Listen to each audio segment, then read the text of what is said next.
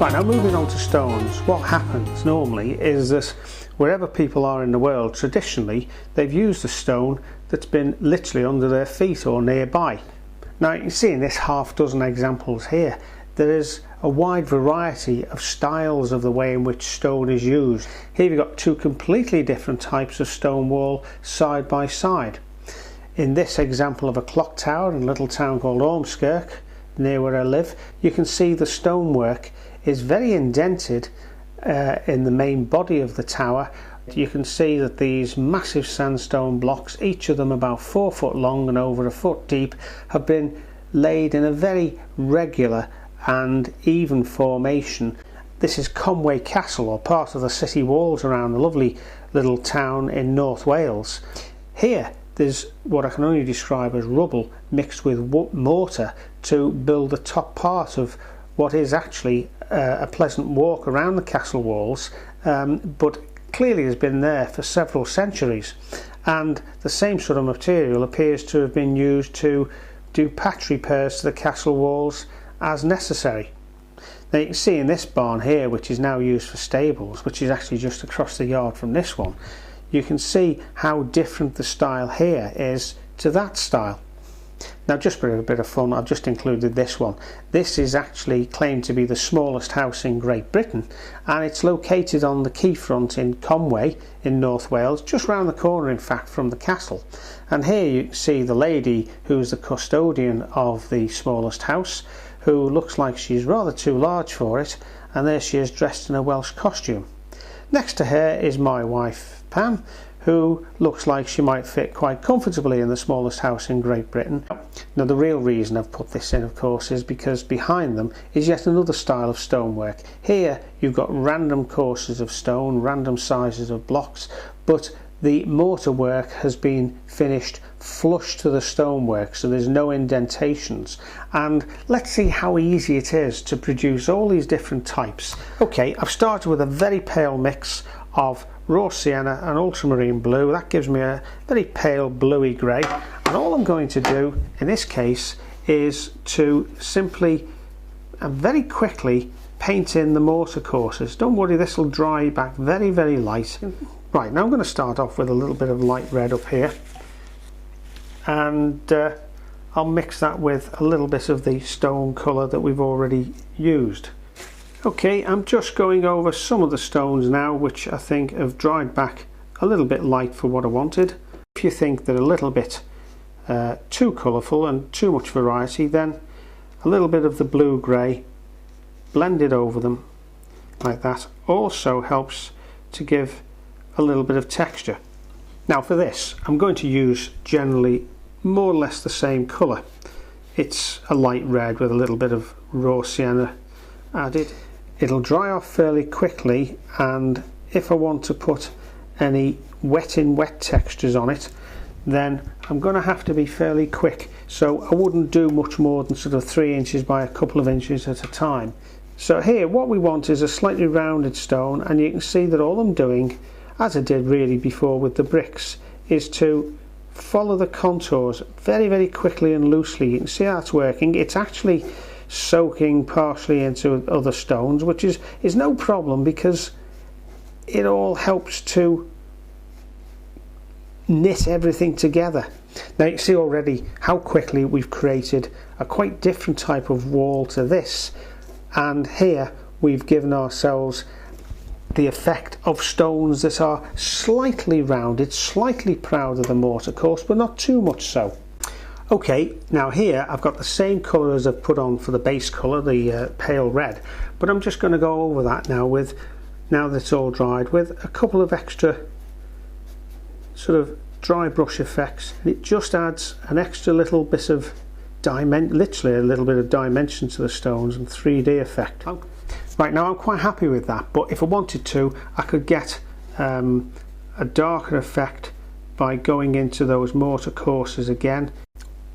Right, the next two, although they're different styles, the technique is similar. I'm just going to put some clean water on. It's got a little bit of red from that colour on there, but it doesn't matter. I'm just going to put that on all over. Now you can see I've just dropped that colour in a totally random way. I can leave it to dry in. If I want, I can even dab out a little bit here and there and just get some lighter patches.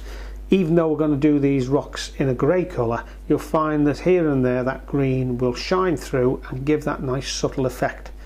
Now you'll find with this, any stone wall, that the characteristic of the wall is not only determined by the way in which the walls are actually put together, but on the top of the walls, the way in which the capping stones are finished in some sort of pattern. Now, although I'm going to be putting some dark lines in to represent the deep indentations, I don't want to go overboard on this, and I'm also, as you can see, leaving some little white flecks here and there to represent little bits of light that some of the stones are catching from the sunlight. And with the rigger, again, we'll have the sun coming from the left hand side, so we'll put some shadows here. I'm not filling in every rock, and I'm not going round the whole of each of the rocks. It's a bit like the brickwork earlier. Less is more. You're just touching in here and there till you've got sufficient impression of the rocks. I'm also skidding the brush sideways to give a bit of texture on some of the bigger rocks as well, like that, particularly underneath the bottom of them there, like that. Here I've used a mix of phthalo blue and a little bit of raw sienna, just to give the very typical greeny grey colour that you get in a lot of Lakeland stone. And this time I'm just using the flat brush. I'm just, for the most part, you can see as well, I'm probably just using the corner of the brush to give an even more hit and miss effect. Right, you can see that we're just dragging in some of the texture.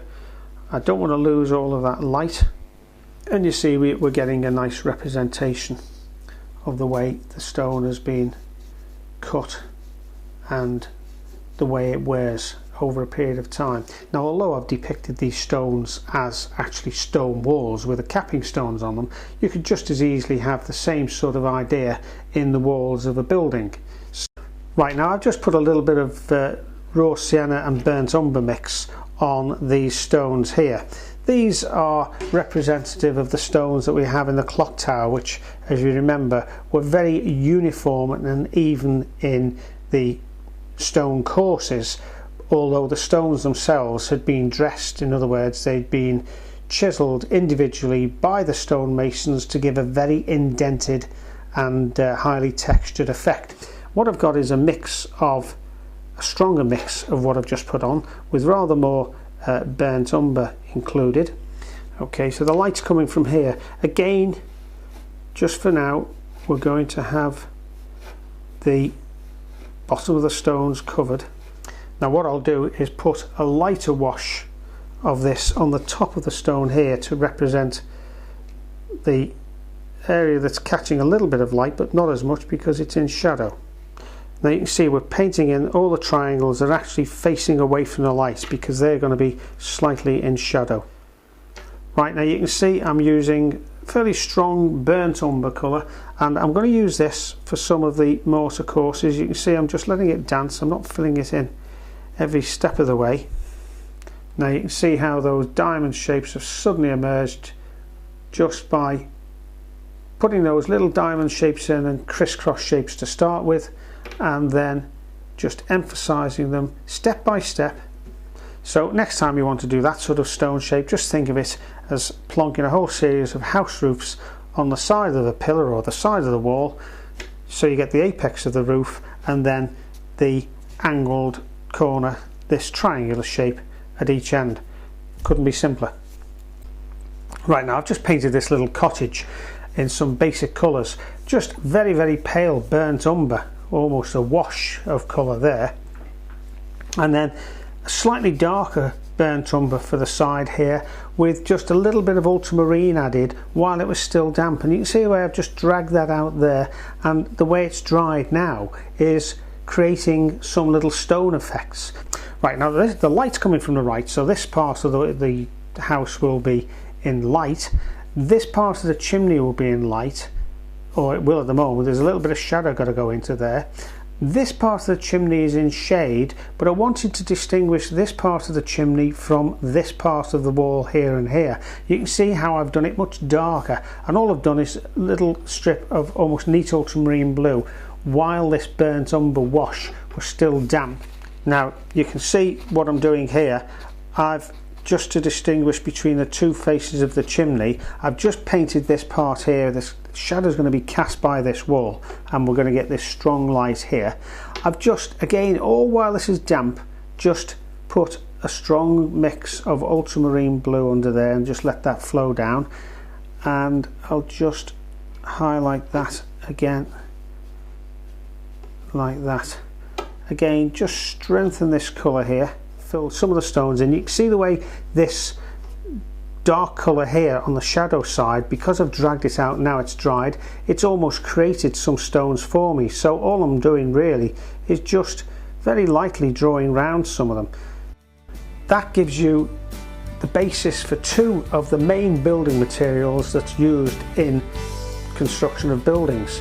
What we're going to have a look at next is wood and metal, especially rusty metal, and then in no time at all you'll be able to construct any building you want in any material that takes your fancy, knowing just how the bits and pieces are put together.